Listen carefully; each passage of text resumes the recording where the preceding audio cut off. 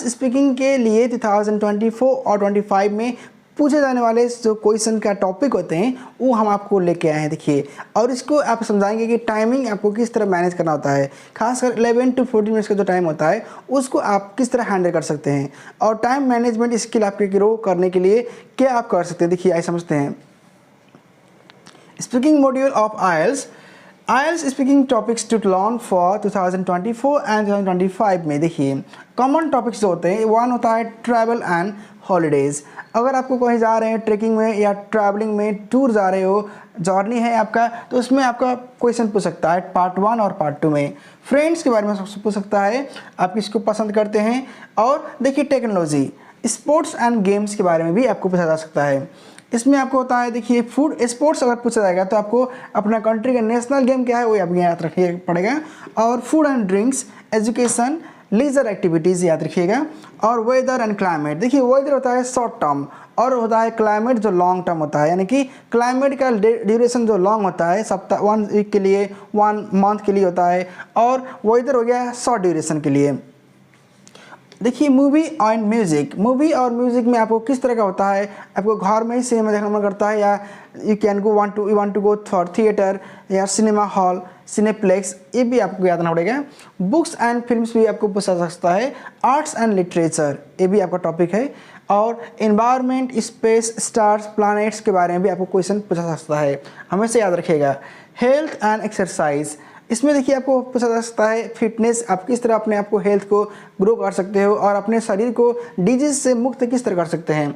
और events, festivals, occasions, आप में किसी तरह का वेडिंग सेरेमनी, पार्टी या बर्थडे या कोई भी ओकेजन आप किस तरह हैंडल कर सकते हो, वो किस तरह आप फेस किए हैं, आप अटेंड कब किए हैं, वो पूछा जा सकता है। जॉब्स एंड ऑक्यूपेशन के बारे में भी आपको पूछा जा सकता है क्वेश्चन में। और एकोमोडेशन, होम टाउन के बारे में अगर पूछा जाएगा तो अपना कहाँ रहते हैं उसके बारे में आपको बताना पड़ेगा।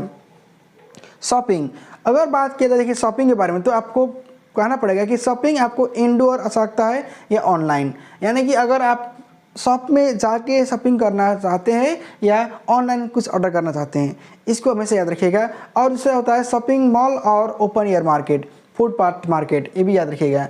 ट्रांसपोर्टेशन एंड रोड एक्सेसिबिलिटी, ये आपका क्वेश्चन पूछा सकता है। और इसमें प्राइवेट व्हीकल और पब्लिक ट्रांसपोर्ट, आपको किस तरह का व्हीकल में चढ़ना और यात्रा करना सकता है वो पूछा सकता है। हमेशा देखिए याद रखिएगा कि स्पीकिंग पार्ट में 1, 2 और 3 रहता है पार्ट्स। पार्ट 1 में आपको टाइम रहता है देखिए 4 to 5 मिनट्स। इसमें जनरली आपको 6 to 8 क्वेश्चन पूछा सकता है। एग्जामिनर आपको क्वेश्चन पूछेंगे और आपको आंसर देना पड़ता है। इसका आंसर का देखिए टेक्निक होता है कि आपको लाइक्स, डिसलाइक्स और हॉबी, आपको पसंद क्या है, इसको बोलते हैं सेल्फ आइडेंटिटी। आपको मतलब अपना देना परिचय। इसमें 1 सेंटेंस या 2 सेंटेंस आप बात कर सकते हैं। और इसमें कुछ अगर आपको अजीब लगे, कुछ समझ में ना आए तो आप पूछ सकते हैं, रिक्वेस्ट कर सकते हैं, pardon me sir, I am sorry sir, I am not catching you, इस तरह बोल सकते हैं। पार्ट 2 में अगर जाएंगे देखिए इसमें होता है 3 to 4 minutes. 1 minute is given for your note preparation and 1 to 2 minutes you have to speak and elaborate, and then the last 1 minute is for follow up for part 3। Part 2 में आपको बस अकेले ही बोलना पड़ता है और टॉपिक को explain करना पड़ता है। इसमें याद रखिएगा कि आपके पास टाइम घड़ी देखने नहीं होता है, तो टाइमर होता है एग्जामिनर के पास में, वो टाइम देखते हैं और आपको इशारा करते हैं।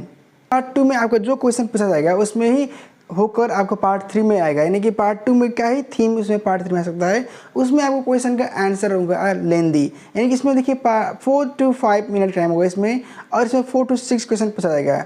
और इसमें हमेशा याद रखिएगा इसमें आपका आंसर थोड़ा लॉन्ग, अगर आपका आंसर 1, 2, 3 सेंटेंसेस लॉन्ग है और इसमें अगर आप कन्विंस कर सकते हैं एग्जामिनर को तो आपके लिए कोई दिक्कत का सवाल नहीं है। लेकिन अगर आपका आंसर कन्विंसिंग नहीं है और आप रुक जा रहे हैं तो आपका क्रॉस क्वेश्चन पूछेगा एग्जामिनर। तो हमेशा याद रखिएगा देखिए स्पीकिंग पार्ट 1, पार्ट 2, पार्ट 3 में कॉमन मिस्टेक्स आप मत कीजिएगा जो आपको समझाए हैं। और देखिए इसमें क्या होता है 4 पार्ट्स, यानी कि स्पीकिंग को जज करने के लिए 4 कैटेगरीज होता है देखिए मार्क्स देने के लिए।